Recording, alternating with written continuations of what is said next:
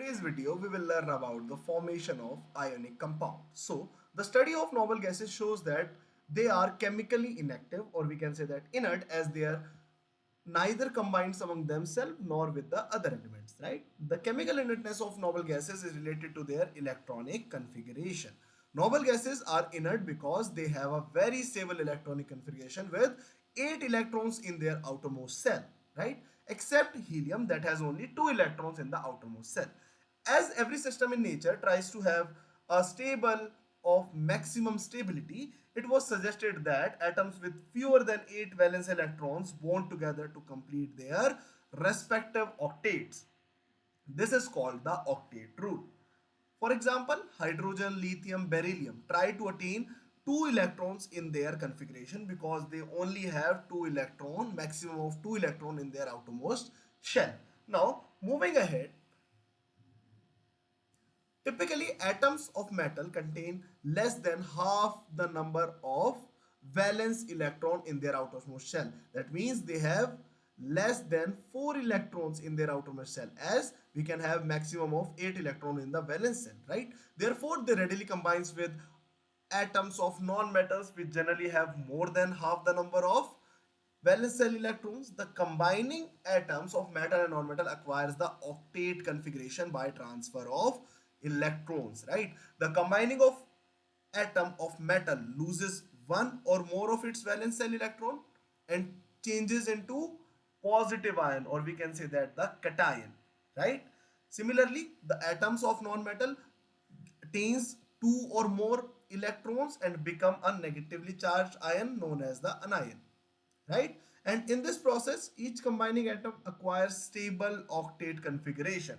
The oppositely charged ions thus formed are held together by strong electrostatic forces of attraction. That means here the metal positive ion will combine with the non-metal negative anion, and they both have electrostatic forces of attraction between them, right? Now let us take an example to understand this formation of ionic compound. So here we have sodium chloride, that is an ionic compound. So sodium has the atomic number 11 and has the electronic configuration that is 2, 8 and 1. That means it has one electron in the outermost shell. So sodium tends to lose this electron and become stable, right? Like sodium positive ion or the sodium cation that has the electronic configuration 2 and 8 cell. In the outermost cell it has 8 electrons and loses 1 electron, while chlorine has atomic number 70. That means it has the electronic configuration 2, 8 and 7. That means it has 7 electrons in the outermost cell. That means it will only need one electron to attain its stable configuration. So it gains this electron.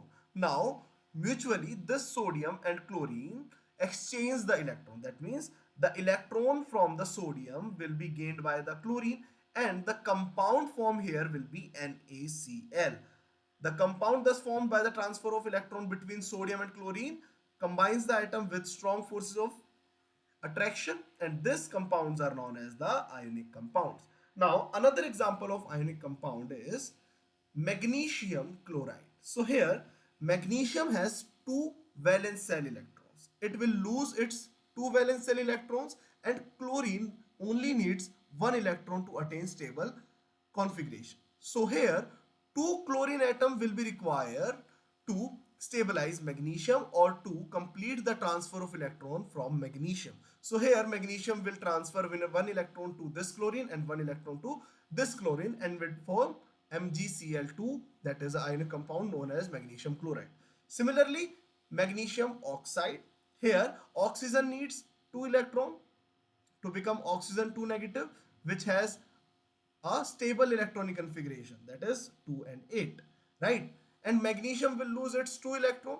So here one atom of oxygen will gain the electrons lost by magnesium and become magnesium oxide, that is MgO.